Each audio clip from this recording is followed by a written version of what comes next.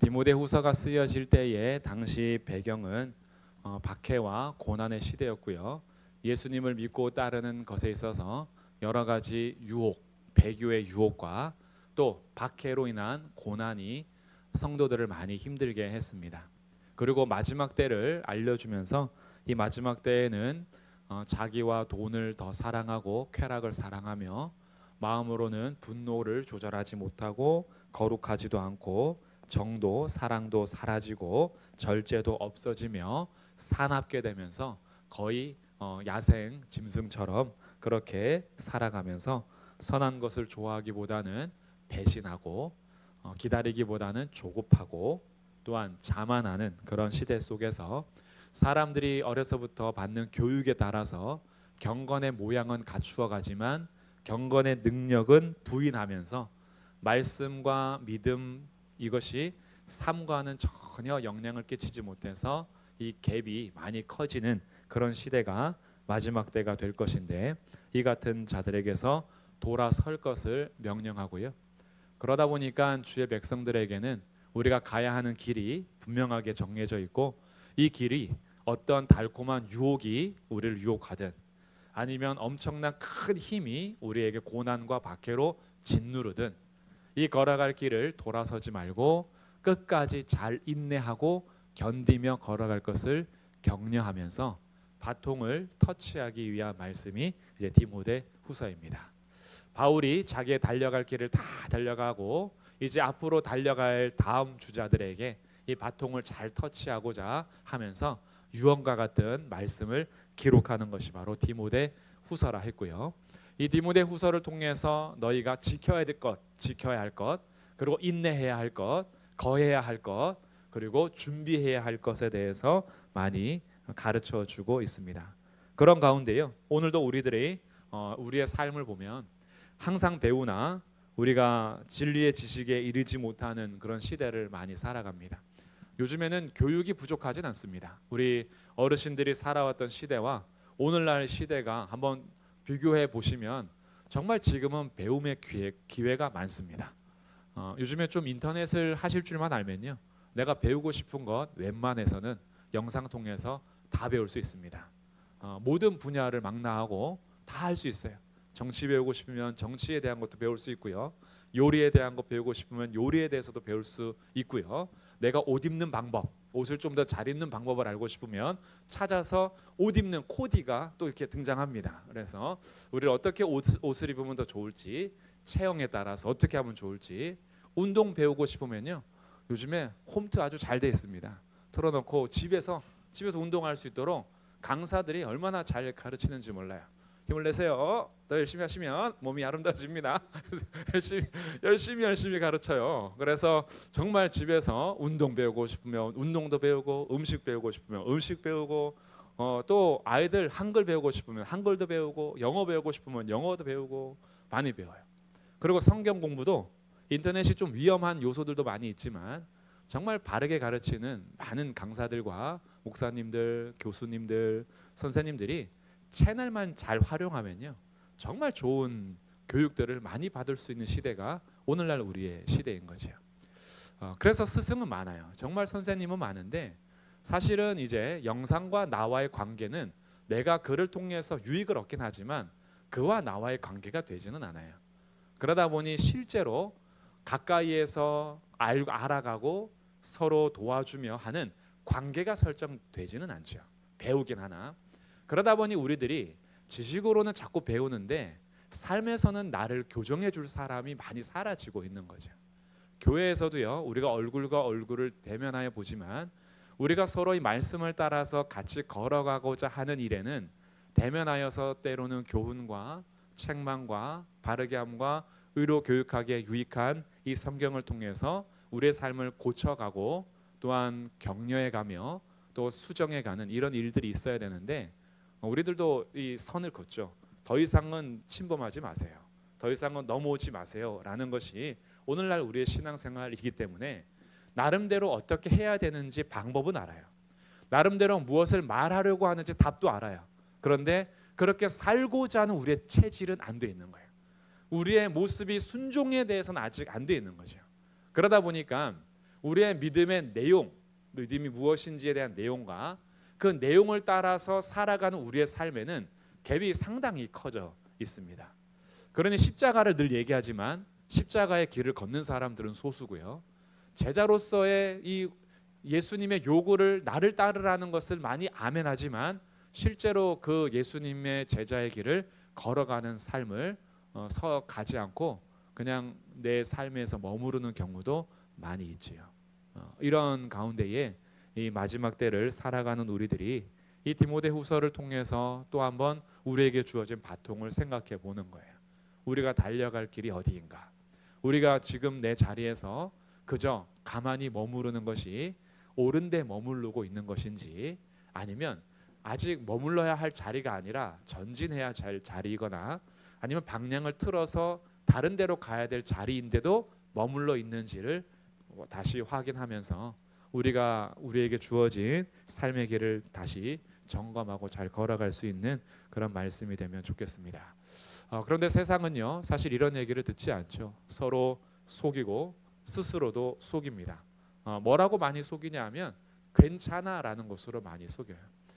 위로가 많이 필요한 시대이고 격려가 많이 필요한 시대이기 때문에 괜찮아라는 말이 정말 필요한 시대이긴 합니다. 근데 이 괜찮아라는 말이요, 전체의 답이 돼가지고 그냥 내가 죄의 자리에서도 괜찮아, 그냥 제자의 길을 걷지 않고 머물러 있는데도 괜찮아 라고 하고 있다면 우리의 삶을 교정해서 고쳐줄 사람이 없는 거예요. 스스로 그냥 자기 자리에서 만족하는 경우들도 많이 있는 것 같습니다. 그래서 서로 속이는 거죠. 남이 남만 속이는 것이 아니라 나도 나를 속여요. 어쩔 수 없잖아, 그냥 여기 있는 것만으로도 그냥 잘하고 있는 거잖아 라고 우리 스스로도 속이는 경우가 많습니다.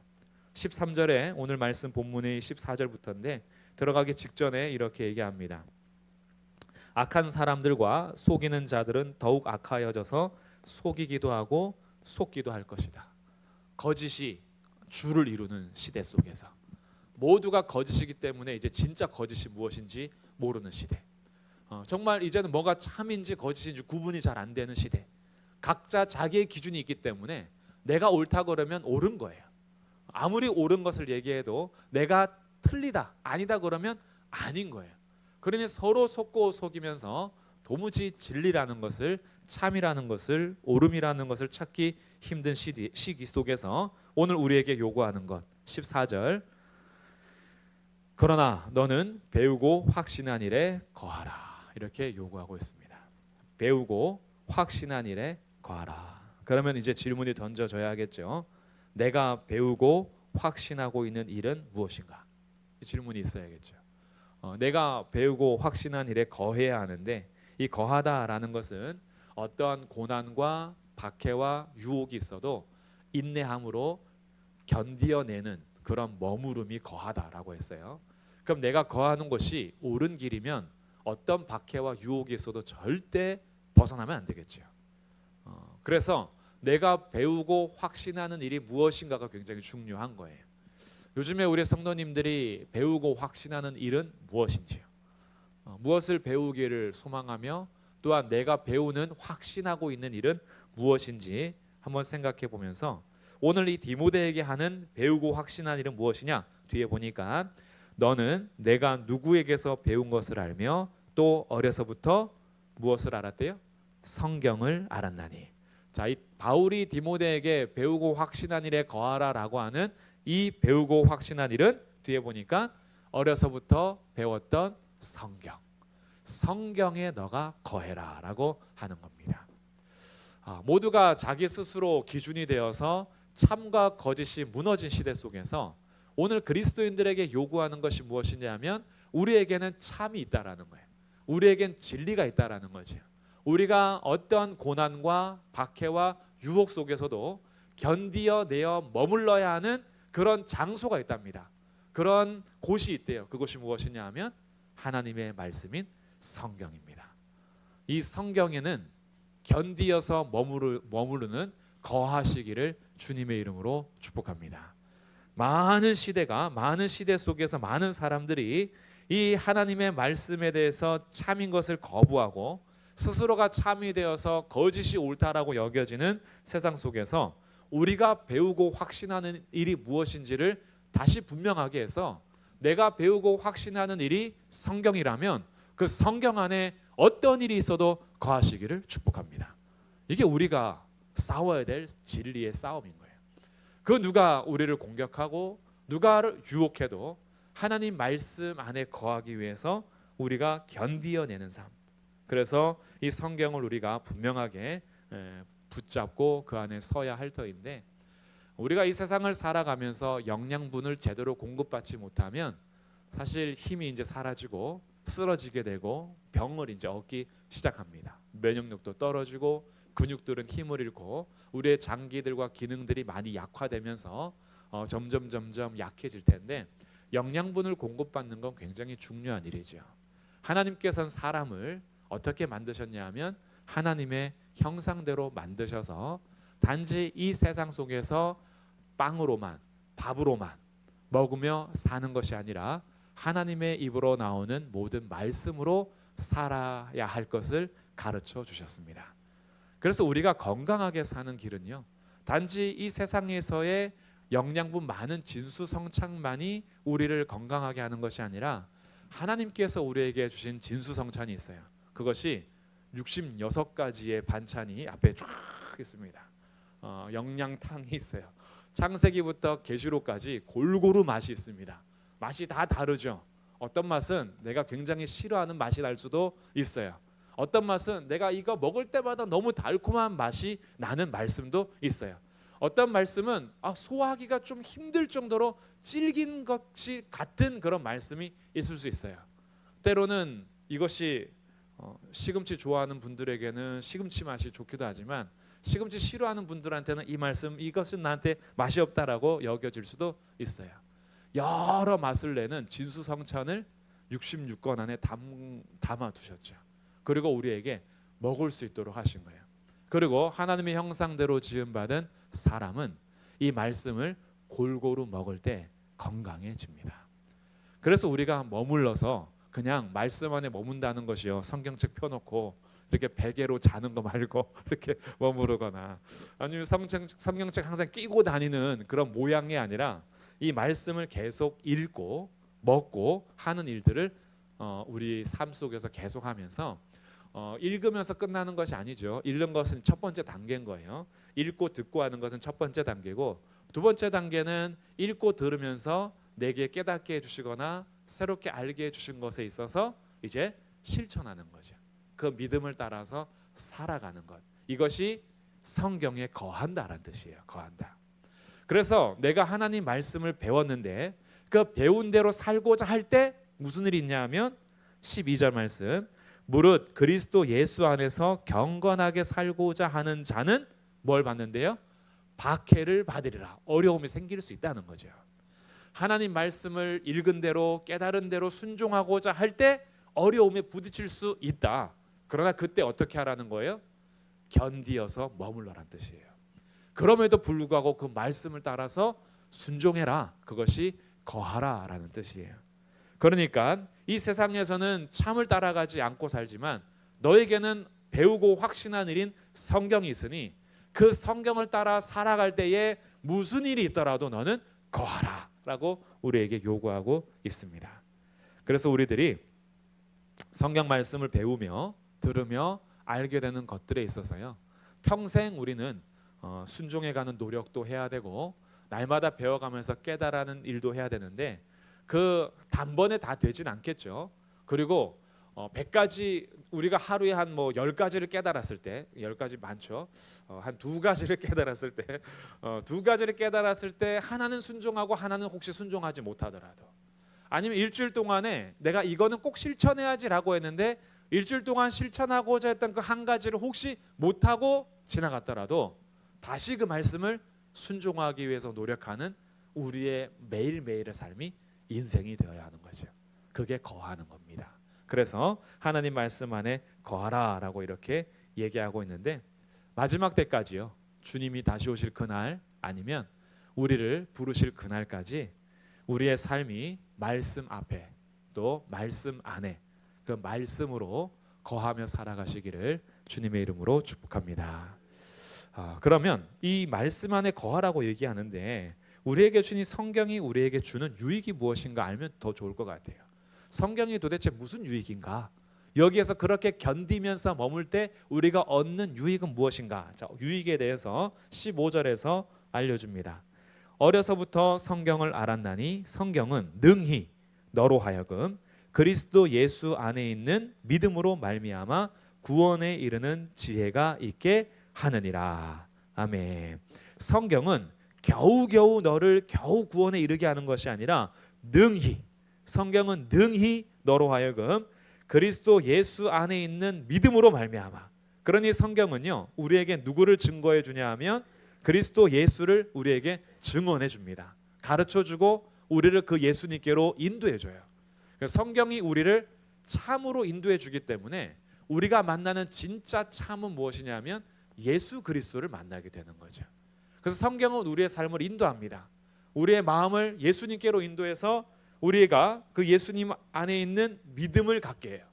그래서 이 믿음 때문에 우리가 구원하는 지혜, 구원에 이르는 지혜를 얻게 되는데 이것이 성경이 우리에게 주는 유익입니다. 성경은 우리에게 거짓된 구원을 주지 않습니다. 참된 구원을 줍니다. 성경은요 우리를 잘 인도하다가 끝에 가서 부족해, 내가 너를 끝까지 인도하려 했는데 우리가 그렇게 할 수가 없네 라고 성경이 능력이 부족해서 우리를 구원할 수 없는 그런 말씀이 기록된 게 아니에요. 성경은 능히 우리로 하여금 구원에 이르는 지혜가 있게 합니다. 성경은 충분히 예수님께로 우리를 인도할 수 있다라는 거예요.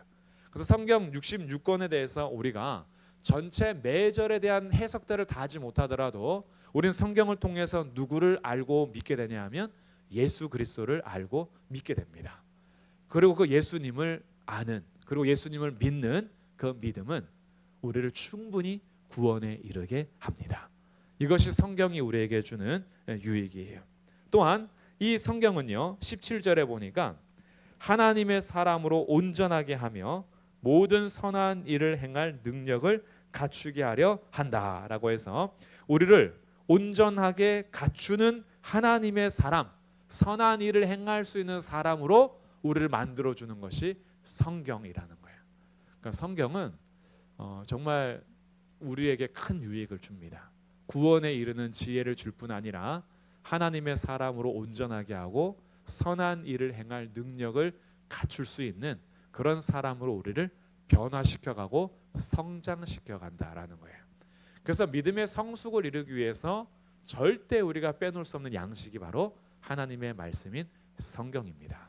그럼 성경은 우리를 어떻게 그렇게 인도하느냐? 그 설명이 16절이에요. 모든 성경은 하나님의 감동으로 된 것이다. 이 성경이요, 모든 성경이요, 사람이 자기의 감동에 따라서 자기의 지식에 따라서 기록한 글이 아니라 하나님의 감동으로, 하나님의 영으로, 하나님의 숨결로 우리에게 기록하여 준 것이 하나님의 말씀인 성경이라는 거예요.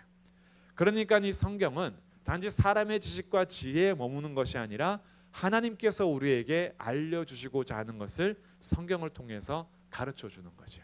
이것을 이제 성경이 하나님의 말씀이다라고 얘기할 수 있는 거예요. 그래서 우린 디모데후서를 읽고 또 함께 나누면서도 바울의 의견입니다 이렇게 하지 않아요. 바울이 디모데에게 한 개인 의견입니다가 아니라 바울이 디모데에게 쓴 이 편지를 통해서 사실은 하나님의 감동하심으로 바울에게 감동하여 성령께서 우리 모두에게 말씀하시고자 하는 하나님의 말씀이 담겨 있어서 우리는 바울의 글 이렇게 읽지 않고 하나님 말씀 디모데후서 2장 3장 이렇게 얘기하죠. 그래서 이 말씀은 단지 사람의 글이 아니고 사람의 감동으로 끝나는 것이 아니라 하나님의 감동으로 된 것이다. 이것을 우리 마음에 믿으셔야 돼요. 이 성경이 하나님의 감동으로 된 것이라는 것이 믿지 않으면요, 이건 그냥 한 사람의 개인 의견일 뿐인 거예요. 그러면 여러 사람들의 의견은 내가 알아서 평가하면 됩니다. 평가해서 내가 나름대로 더 나은 지혜와 지식으로 그 사람의 글을 평가할 수 있어요. 근데 이것이 하나님의 감동하심으로 된 하나님의 말씀이라면 인간의 지혜와 지식과 경험으로는 비판하거나 판단할 수 있는 게 아닌 거예요. 그것은 우리의 영역이 아니에요. 우리보다 훨씬 우리를 초월해 하시는 신께서, 하나님께서 우리 인간에게 주신 말씀이기 때문에 우리는 이것을 받아들이는 것이 인간의 태도인 거죠. 만약에 동일한 인간의 글이라면 분석해야 돼요. 그리고 그것을 구분해낼 줄 알아야 되죠. 우리가 오늘날 수많은 책들을 읽으면서요, 그것을 다 온전히 100% 내가 믿음의 대상으로 글을 읽지는 않습니다. 내가 이것을 맞는지 확인해야 돼요.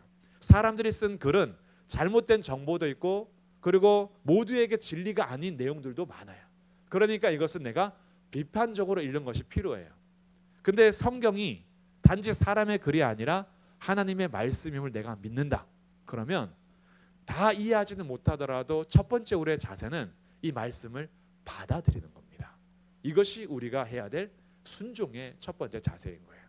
내가 다 이해해서 하겠다가 아니라 이 말씀은 하나님의 말씀이기 때문에 지금 내가 혹시 이해 못하더라도 이것을 내가 믿음으로 받아들이겠다. 이것이 하나님의 감동으로 되었음을 믿는 성도들의 태도인 거예요. 그렇다고 해서요, 맹목적으로 무조건 그냥 아무 소리 말고 무조건 믿고 따라오세요, 뭐 이런 게 아니죠.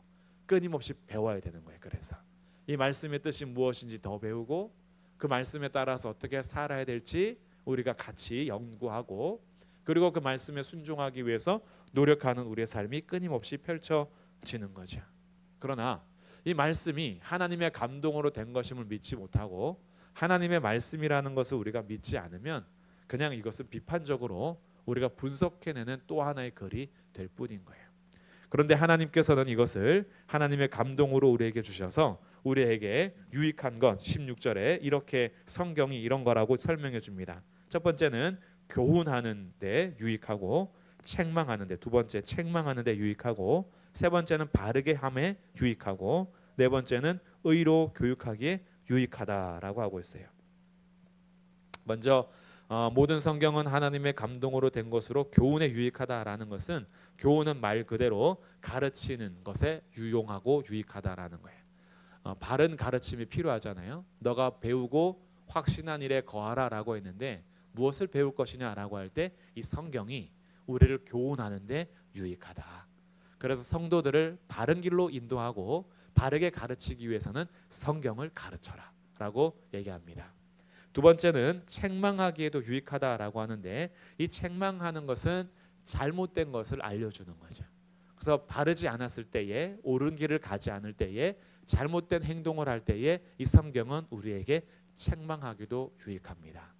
단지 나의 사상과 내 생각과 내 경험에 따라서 다른 사람들의 길을 평가하는 것이 아니라 하나님의 말씀이 우리의 나침반이 되고 우리의 바로미터가 되고 우리의 기준이 되기 때문에 이 말씀에서 벗어난 삶은 잘못됐다라고 이야기해 줄 수 있게 되는 거죠.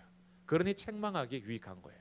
그냥 내가 어렸을 때부터 했던 행동이 아니야 라고 우리 세대에 따라서의 그 세대의 교육이 아니라 모든 세대를 초월하여서 모두에게 참이 되고 진리가 되는 말씀이 기준이 될 때에 이 말씀으로 책망해 줄 수 있는 거예요. 그래서 이 말씀 앞에 우리가 함께 서가면요, 세대는 다르지만 모든 세대가 하나님 말씀으로 통일이 되는 거죠. 하나님 말씀에 따라서 나의 일들, 잘못된 일들을 책망받게 됩니다. 세 번째는 바르게 하는데 유익하다라고 하는데 바르게 하다라는 것은 교정한다라는 뜻이에요. 교정해준다. 책망은 잘못된 것을 지적하면서 알게 해주는 것이라면 이 바르게 한다라는 것은 그 잘못된 것을 교정시켜주는 거예요. 그러니까 우리로 하여금 옳은 대로 올 수 있도록 회복해 주는데도 이 성경이 유익하다. 책망만 한다면 어떻게 돼요? 잘못된 것을 깨닫긴 했는데 그래서 어떻게 하라는 얘기예요? 라는 것에 방법이 없어요. 근데 이 성경은 우리를 교정해 주는데도 유익하다. 그래서 바른 길로 데려올 수 있는 거예요. 그렇게 하시면 안 돼요. 하나님 말씀에 따라서 이렇게 하시는 것이 옳은 것이고 회복입니다 라고 알려주는 거죠. 그래서 우리가 뭔가 잘못됐을 때 병원 가서 진단을 받죠. 때로는 음식에 대해서 조절을 하기도 합니다. 우리의 상태에 따라서 커피 좀 중단하시고요, 그리고 뭐 좋아하시는 거 뭐가 있으세요? 단 거 좀 덜 드시고요. 더 드시면 안 되고요. 아침 저녁으로 저녁 6시 이후에 너무 많이 먹지 마시고요. 이럴 때도 있고, 또 약을 처방해서 우리의 몸에 부족한 것들을 채워주기도 합니다. 그래서 우리는 가서 내가 잘못했던 식습관이나 나의 생활에 대해서 잘못만 지적받는 것이 아니라 약이나 방법들을 제안을 해서 우리의 삶을 교정시켜서 고치려고 하는 거잖아요. 하나님 말씀이 우리의 기준이 되어서 우리의 삶을 살아갈 때에 잘못된 것을 가르쳐 줄 뿐만이 아니라 이 말씀을 계속 먹기 시작하면은 우리를 회복시켜 주기도 한다. 그게 바르게 하기에도 유익하다라는 거예요. 그래서 주님의 말씀은 바르게 가르쳐지고 이 가르침을 통해서 책망을 받기도 하고 때로는 우리의 삶을 교정하기도 합니다. 마지막 네 번째, 의로 교육하기에도 유익하다라는 것은 우리를 훈련한다라는 뜻이에요. 훈련. 이게 훈육의 과정인데 우리를 훈육하는 이유는 우리의 삶을 올바르게 하는 거예요. 의로 교육하는 거. 옳은 대로 우리의 도덕적 상태나 하나님과의 관계가 온전한 대로 이르기에 훈육하는 과정에도 이 말씀이 우리에게 참이며 유익이 된다라고 가르쳐 주는 거죠. 그래서 우리의 삶에는 훈육이 필요하고 훈련이 필요하지요. 근데 그 훈육과 훈련의 과정에 이 말씀이 우리를 온전히 의로 교육하기에 유익한 옳은 대로 인도하는 그런 말씀이다. 성경이 이런 특징들을 가지고 있다라는 거예요. 그 성경은 하나님의 감동하심으로 된 거기 때문에 영원하신 하나님이 모든 시대를 초월하여 우리에게 하나님의 감동하심으로 바르게 교정해주고 훈육해주고 책망하고 가르칠 수 있는 이 교훈을 우리에게 주셨다. 그래서 너가 이 말씀을 바르게 배운다면 이 성경은 능히 너로 하여금 그리스도 예수 안에 있는 믿음으로 말미암아 구원에 이르는 지혜가 있게 하고 또한 하나님의 사람으로 온전하게 하며 모든 선한 일을 행할 능력을 갖추게 한다. 해서 17절에 특별히요. 온전하게 하고 갖추게 한다라는 이 단어는 우리에게 무슨 말이냐면 어떤 도전과 어떤 유혹과 어떤 고난과 박해가 너의 앞에 닥치더라도 철저하게 준비되어 그 도전에 맞설 수 있게 될 것이다라는 의미가 함축되어 있는 거예요. 그러니까 하나님 말씀은요. 우리가 계속해서 먹으면 앞으로 시대 속에서 계속 도전하는 일들이 생길 겁니다.